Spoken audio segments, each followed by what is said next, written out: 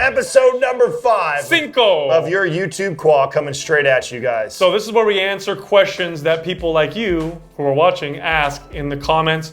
Bring on the question, Douglas. Tell us. All right, the next one's from Retap, which is Peter backwards. Smith machine? You just said Smith machine. I like it, yeah. All right, what's our thoughts? What's your stance? So the Smith machine is basically, it's taking a free weight barbell and turning it into a crappy machine, basically, right? So it's a barbell on a track, and I'm not quite sure when it was invented. It's actually an old machine. It's been around for a long time, and it was designed to make barbell exercises safer or different. Not quite sure.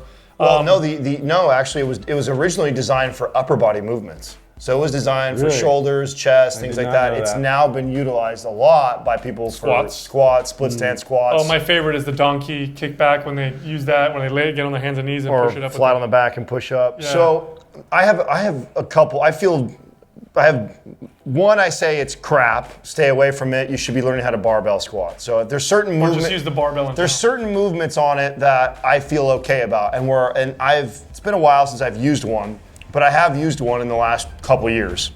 And I remember I was doing a drop set.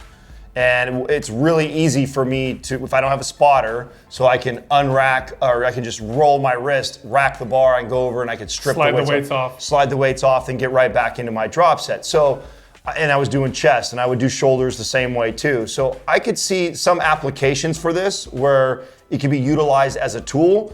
But where I see it neglected all the time is a lot of people gravitate towards it because it feels safe, and they don't want to do free weight stuff because it's scary.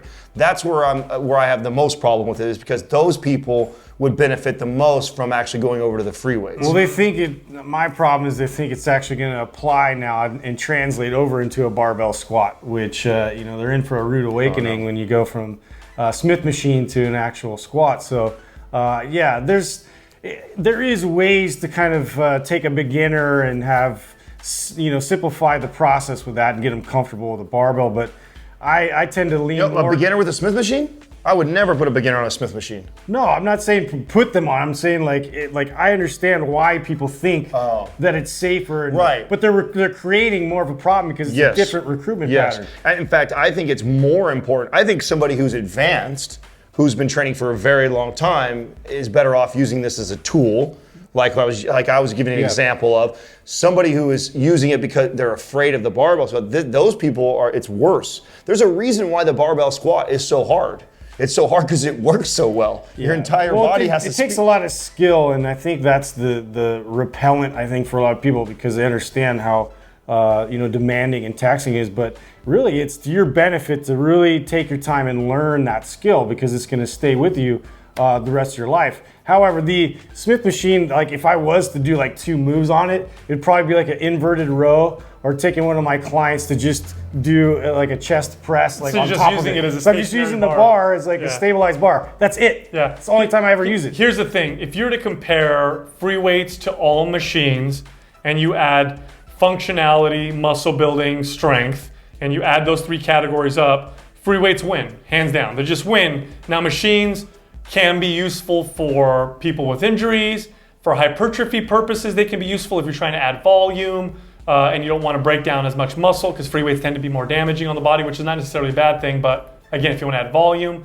But when you add a functionality, strength, and muscle building, free weights are superior, hands down. So superior that you could actually take the exact same movement you're probably doing on the Smith machine and do it with half the weight, free weight, and you're going to get more benefits from it. Which I highly recommend. And you'll get better results, absolutely. Right. And so Smith machine really is in the same category as just machines. It's it's just a machine. It's a little bit more. It's a fixed position. You're only in this one certain line, this plane. It's not even like a real plane. It's just very much of a narrow window. So what do you guys think about that? Because that's one of the things I used to really not like, is when you see people doing the squats, the split squats, and different variations of loading on your back with this, because it's on a track. Yeah. And if you were to watch anybody do any sort of squat or lunge variation, there's room for play as you actually come down when you're doing free weight, as there should be, because none of our spines look like this. No, it doesn't work out that way. No, I would say, here's the deal. You could avoid the Smith machine for the rest of your life and develop a world-class physique with world-class performance. it'd be very, very, very difficult to do the same thing and avoid barbells and dumbbells for the rest of your life. In fact, I would say it's probably almost impossible. So just to show you how much more effective free weights are versus machines. Now, if we took all machines and we listed them in hierarchy in terms of which machines are better than others, you know, here's the deal. I would actually put cables above a Smith machine. Absolutely. Because cables are very versatile and they provide resistance that doesn't necessarily match gravity. So the problem with the barbell and dumbbell is gravity pushes down, so that's the resistance. The Smith machine is the same thing. At least with cables, I can push up, I can come to the side, I can rotate, I can work in different planes of motion. So it's not even the top of the pile of machines. It's somewhere in the middle. It does have more versatility than a fixed, regular, selectorized piece of equipment. But it's not super great, and I almost never used them. I used it, I can remember another time I used it. I used it for a reverse bench press by myself. Sure, because that could be scary without a spotter. Right, if you've ever done a reverse bench press and not have somebody to actually take the bar off and hand it to you, it's almost impossible to pull it off behind you and do that unless you're doing extremely lightweight. So for me to challenge myself at all weight-wise and feel for safety reasons, and I can slide the bench lined up right underneath, right where the pathway that I want to drop the bar down.